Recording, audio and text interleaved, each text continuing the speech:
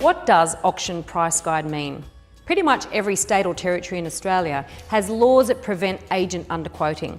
And what this is meant to do is make sure that the agent quotes a price that is realistic for the buyer to expect a property to sell for. The thing is, they're not all that reliable. So it's really important as a buyer that you learn to interpret agent price guides. Fundamentally, the agent price guide is a tool to get reaction from buyers. Now, agents have a saying, it's called quote it low, watch it go, quote it high, watch it die. And what that means is that if they underquote, they'll get lots of buyers interested in the property, and if they quote it too high, then buyers won't react well. They won't generate the interest that they need to run a competitive auction. The logic goes like this.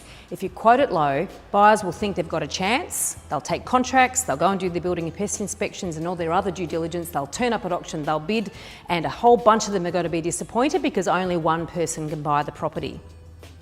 If you quote it just right, and that means what it's worth, then lots of buyers are not going to feel like they've got opportunity and they're not going to compete, and it might sell just for what it's worth. Sometimes agents accidentally quote it a bit high, and I mean accidentally because nobody is going to deliberately quote a price that is higher than what they really expect. In New South Wales, agents have 3 options for quoting.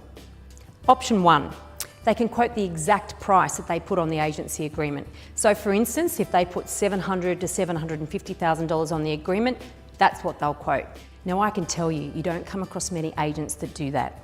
The second option that agents in New South Wales have is that they can quote a single quoted price. What that normally is the bottom price in their price range, so that you can fairly confidently say that if they quoted $700,000, for instance, that they have put the maximum range on that agency agreement, which is 10%, so they've put $700,000 to $770,000 on the agency agreement.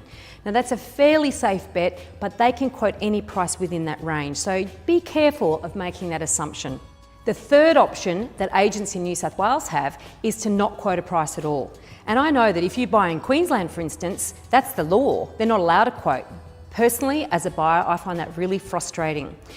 So when agents say, I'm sorry, I'm not quoting a price, they'll normally hand you a list of recent sales, and that can be quite telling. Although I once had a list handed to me where the prices range from $200,000 to $800,000, and I can say that wasn't very helpful. There are also rules about how they handle offers. Now, if somebody makes an offer through the campaign that has been rejected by the vendor, they're not meant to quote below that offer any longer. There are a few loopholes with this though, and if the agent has said, look, I'm not accepting that offer because it wasn't in writing, for instance, or it wasn't on a contract, or if the vendor said they're not accepting offers, then they can say, well, look, I didn't actually receive any real offer, and they will ignore that rule. Another thing to consider is that an owner will have their own price expectation, and quite often it's a bit more than you're prepared to pay.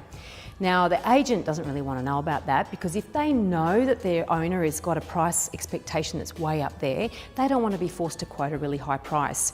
So you've got to be aware that there's this game going on the whole time. The owner wants this much, the agent's trying to get it, but they also know that you only want to pay this much, and so somehow they've got to bridge that gap. The best protection that you have as a buyer is to do your own research. There is no point just adding a blanket 10% to every auction price guide or $100,000 to every auction price guide.